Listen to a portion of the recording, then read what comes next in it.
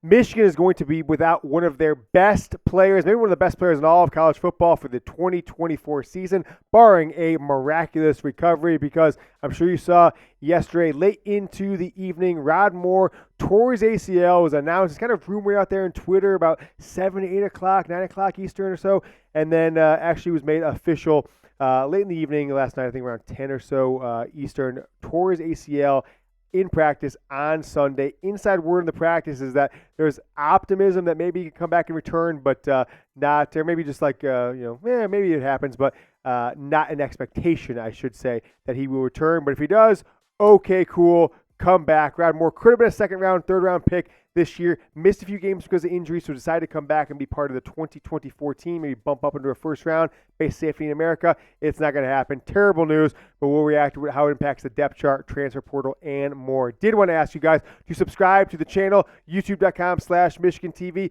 One video last week. I promised you 3 videos this week. Are you going to get them? Only if you subscribe. And we've got a message for you regarding that 2 and 3 videos per week coming up later in the show. It is the Michigan Football Report by Chat Sports. We're talking this story. We're talking Donovan Edwards. We're talking transfer portal rumors, all coming up right now.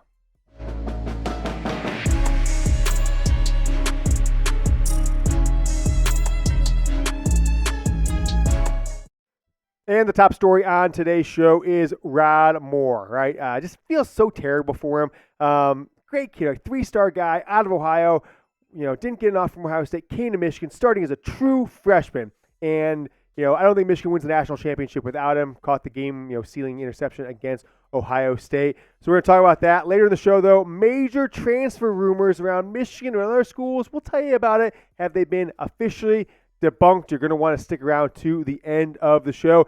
Here is what is on tap. We're talking some spring practice, right? Michigan football players, a few of them did media availability on Monday. Also, part of that, the Don is unfiltered. Also, spring practice stuff, a little inside scoop on the quarterbacks. You guys might have seen my shorts a couple days ago, YouTube short video, have expanded on that a little bit more. And then transfer portal buzz, both in and out. There's people out there saying that this April is going to be the wild, wild west, and the results of April's transfer portal might change college football for the future, make a lot of rule changes. But let's start with Rod Moore. 28 games starting at Michigan, right? Started the last 4 games of his true freshman year in 2021, right? A college football playoff team, started against Ohio State 3 straight years.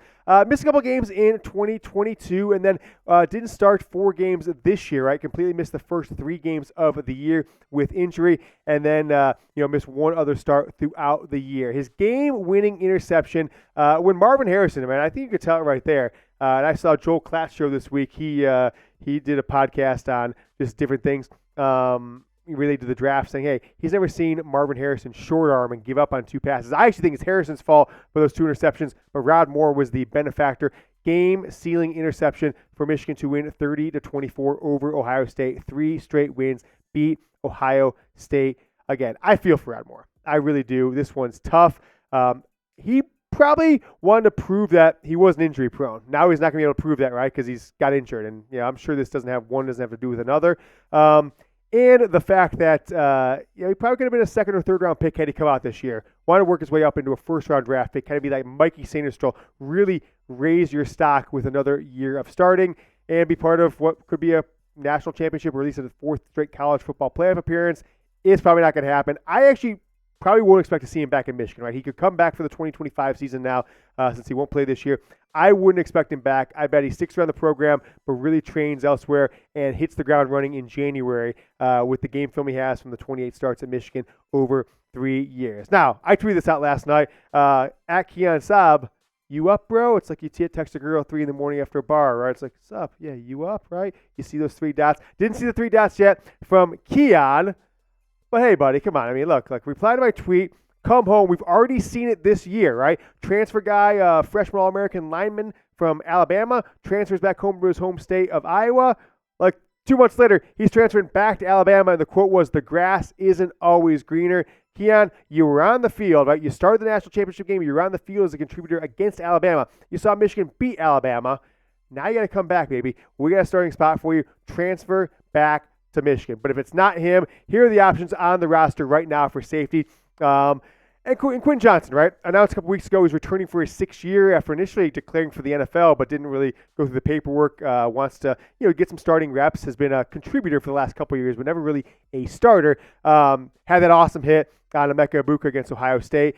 Him, Zeke Berry, a very highly rated recruit, and then Brandyn Hillman, right, got on the field, I think, in 9 games this year. Top 150 player, 4-star safety in the 2023 class. He'll be a sophomore coming up in this 2024 season. So we'll see if one of those guys steps up as the free safety for Michigan. The return of Quinten Johnson, though, right, providing invaluable, right? If Keon Sabb had stayed and Rod Moore had been healthy, Johnson would have probably been, relegated to what he's been relegated to, which is some inconsistent play here and there, maybe 10, 20 snaps at best in any one game. But now he's a chance to start as a 6-year player. Now this move is looking great for him and great for the program. But will Michigan hit the portal? I think it's something to keep an eye out. The transfer portal window opens in just about 3 weeks, mid-April, for all those schools. So we'll see who is available, both starters and high-level backups for Michigan to go take a shot at to come and backfill both Sabb and Ron Moore. Coming up, we're going to go inside Michigan football. Donovan Edwards gave some intriguing quotes just about how his mindset was last year and now is going with a mostly completely new coaching staff into 2024 as Michigan tries to defend their national championship. But I am disappointed in you. No, Jack, you know what? I'm not disappointed in you. I'm disappointed in you too, Jack. I'm disappointed in us. I thought we were a team together. You, the viewer, the contributor part of the audience, Jack, co-host, the producer, me, we didn't do something together that I'm going to talk about in a second.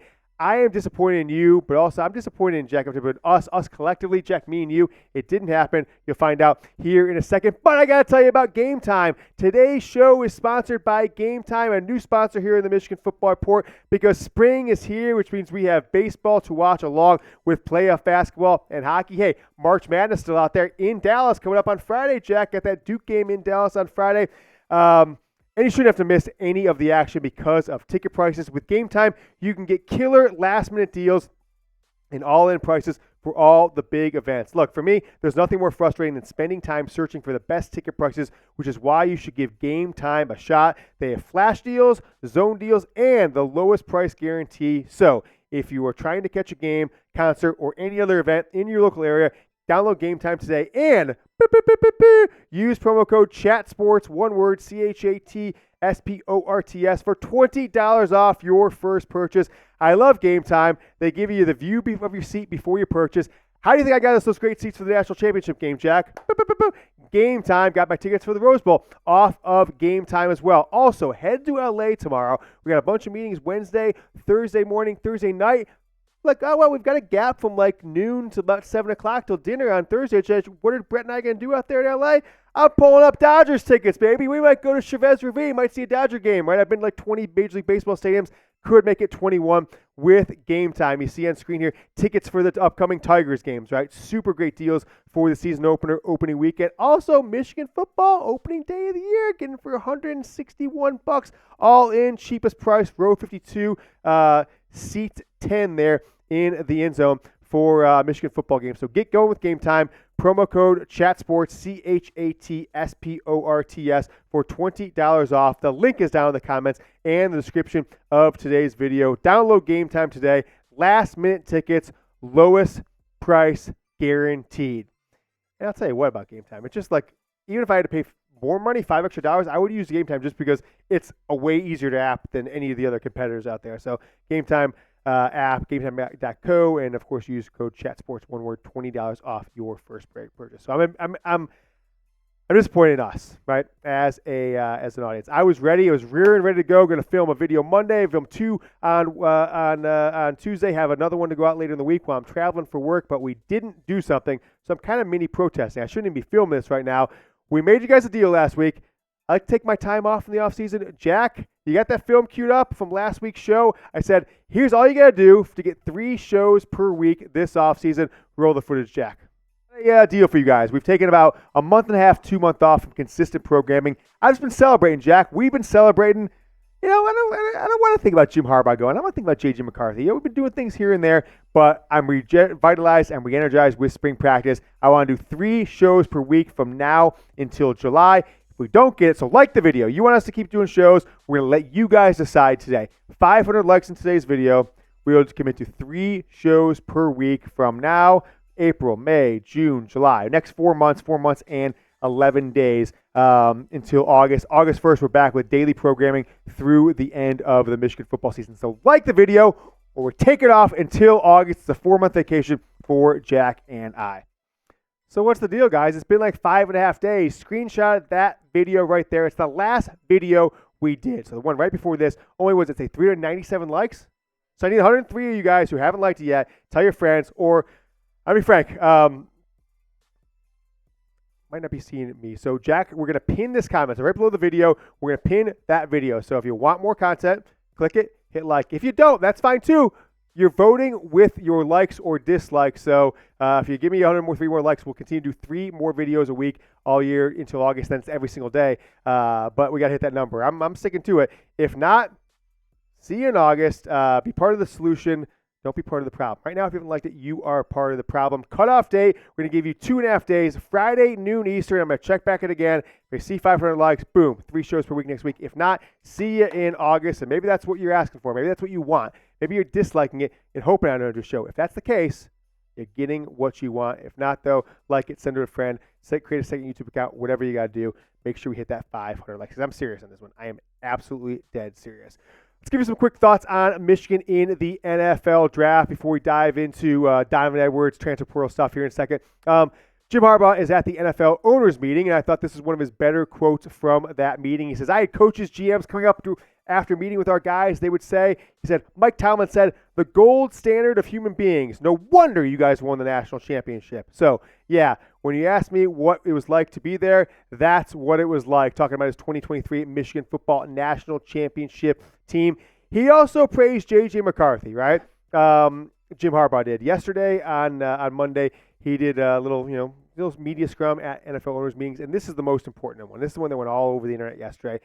That was the best throwing day, and he was talking about specifically from pro days, right? I'm sure maybe Brett Favre, Aaron Rodgers later in their career better. Best throwing day I've ever seen Harbaugh on J.J. McCarthy, comparing him to other pro days he's seen either at Michigan or when he was an NFL head coach, or hell, even a player himself. I don't think you should be surprised if Michigan has 5 or maybe even 6, right? I've listed 6 names there. Guys, Wolverines taking the first 2 rounds, where if you go a month back, it's like, oh, JG will be a fringe first rounder, and then you're going to go to the 3rd, 4th, 5th round. Okay, maybe Chris Jenkins, but now I have seen Chris Jenkins mocked in the first round before. I've seen Mike Sainer still sneak into the first round or early second round. Roman Wilson, saw a mock draft last weekend. Roman Wilson going like 32 to the Chiefs. What a great match that would be for him. Blake Corum, 2nd rounder, 3rd rounder, especially after his pro day, after the NFL Combine. Junior Colson, are we forgetting about him as well? So I think 5 of those 6 guys have a chance, all of them have a chance to be in the second round, but don't be surprised if 5 of them end up there. And maybe when the first 75 picks, kind of like the first 2 rounds, first half of the 3rd round, you get 6+ Wolverines, leading up to maybe breaking the record and getting 16+ Michigan football players drafted. How about J.J. McCarthy, right? A month ago, he was a fringe first rounder, maybe the last 10 picks of the draft. Someone's going to draft and stash him. Then it's like, okay, cool. He did great at the Combine. And now, all of a sudden, after his pro day, look at this quote here, Tom Pelissero, NFL Network. When I've had conversations with executives of other teams who know Commanders GM Adam Peters well, they know the situation well, the most popular answer they have for what the Commanders will do at number 2 is J.J. McCarthy, not Drake May, not Jaden Daniels, not Marvin Harrison Jr., J.J. McCarthy. Now, I don't want him to end up in the Commanders. I would actually like to see him with the Vikings because I think he'd look cool in purple, but also he's got really great receiving core that he could have there. I don't really know what the Commanders' receiving core looks like. I don't want to put him in the Patriots trying to live up to Tom Brady's footsteps. Commanders trading up. I'd be okay with him going to the Giants too.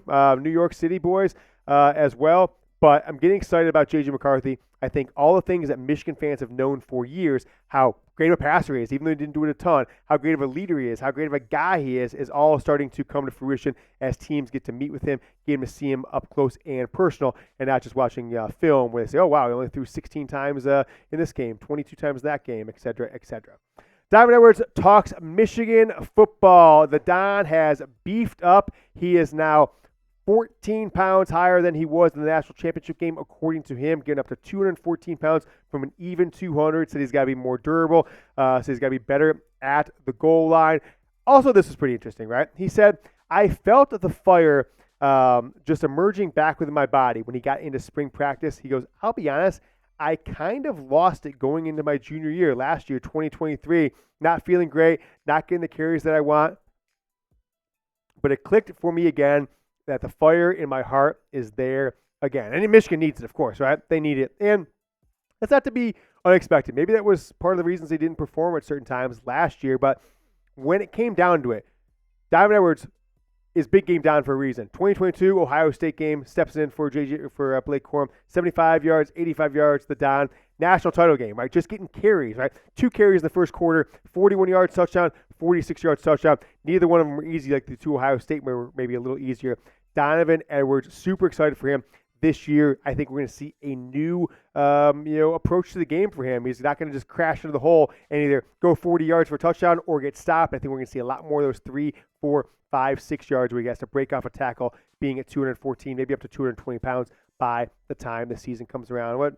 April, May, June, July, August, 5 months away from Michigan, almost to the day to Michigan getting their season kicked off. Ask you this question, though. Who will have more rushing yards in 2024?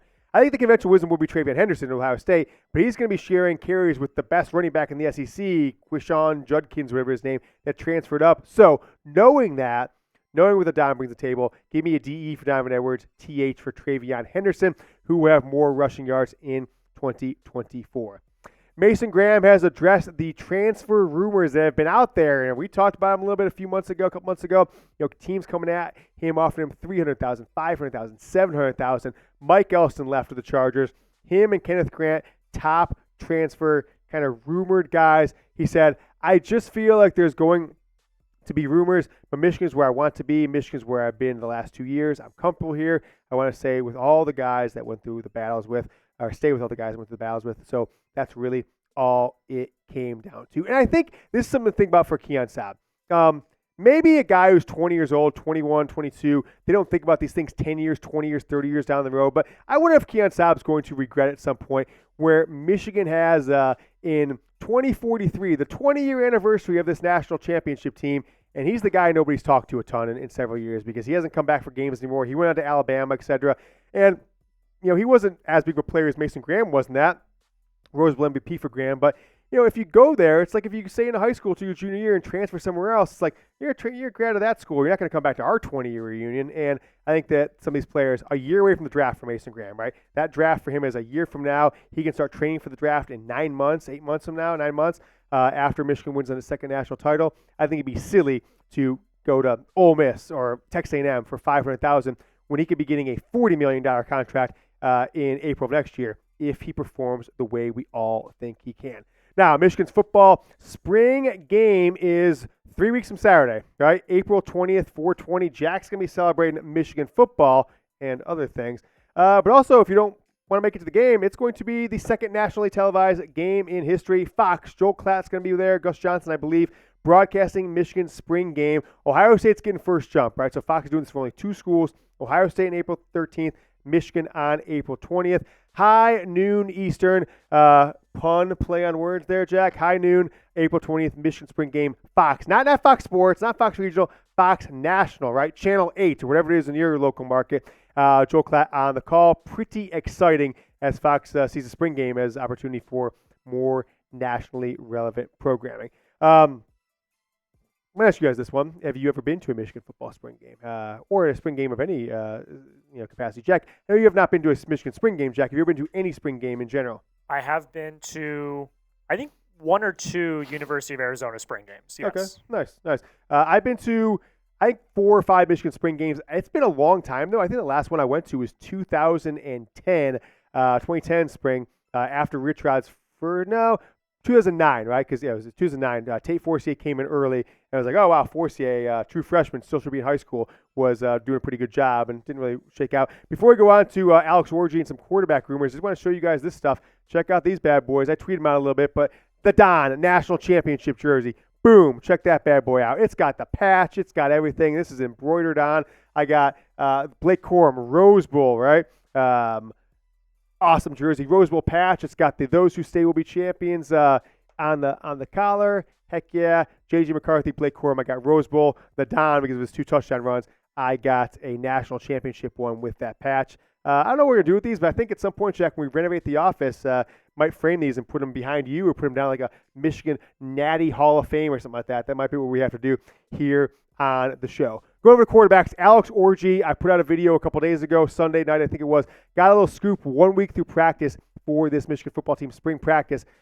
He seems to have gotten the lock on the job in regard. Now, Jack Tuttle is still seen as a guy who's the most likely option, or most, I guess, dependable option, right? That Michigan thinks they can win at least 8 games with Jack Tuttle. What they're uncertain of is, can they win 10 with him, right? Whereas they probably win 10, 12, 14 with Orji and some of these other guys, but they could also win 6 with some of these other guys, and maybe that's the concern. Tuttle has been dealing with some injuries, but nevertheless, I think he's still right there. He's seen as like the first or second best option with Orji. I still said this. I wouldn't be surprised if Tuttle got the first 1 or 2 starts that Texas game, and then depending on how he shakes out, move in Orji as things go on.